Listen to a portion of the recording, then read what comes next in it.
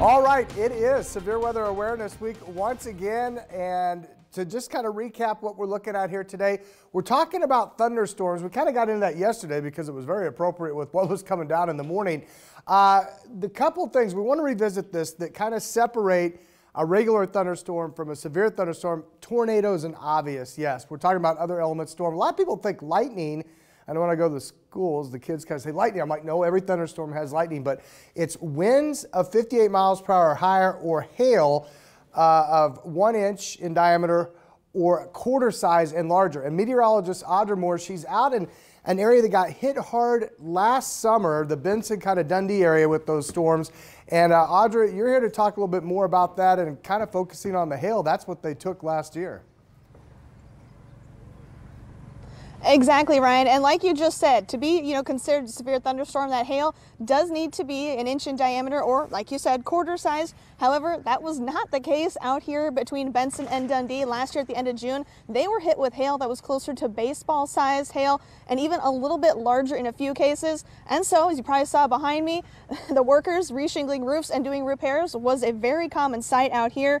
And State Farm actually ranked Nebraska as the state with the 6th highest amount paid for hail damage last year at $152 million.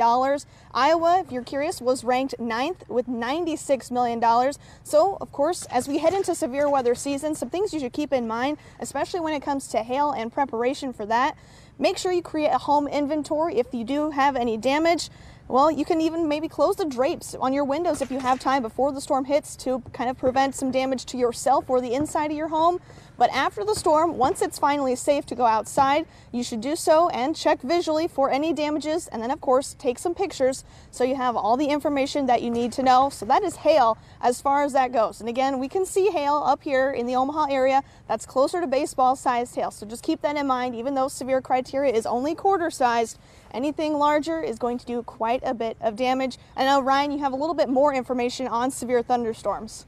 All right, Audra, great stuff. Love the visuals there. And just to kind of follow up what she was saying, whether we're talking about regular thunderstorms where lightning would be the primary threat, or severe storms where those dangerous winds and large hail, and yes, sometimes they can get bigger than baseballs.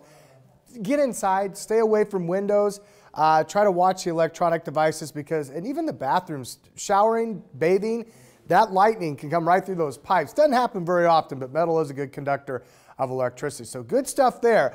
All right, on these days where we have these threats, we like to really coordinate with the local National Weather Service office and the Storm Prediction Center. And we kind of have a color table here, and I'll show you a graphic right behind this. It'll probably look a lot more familiar.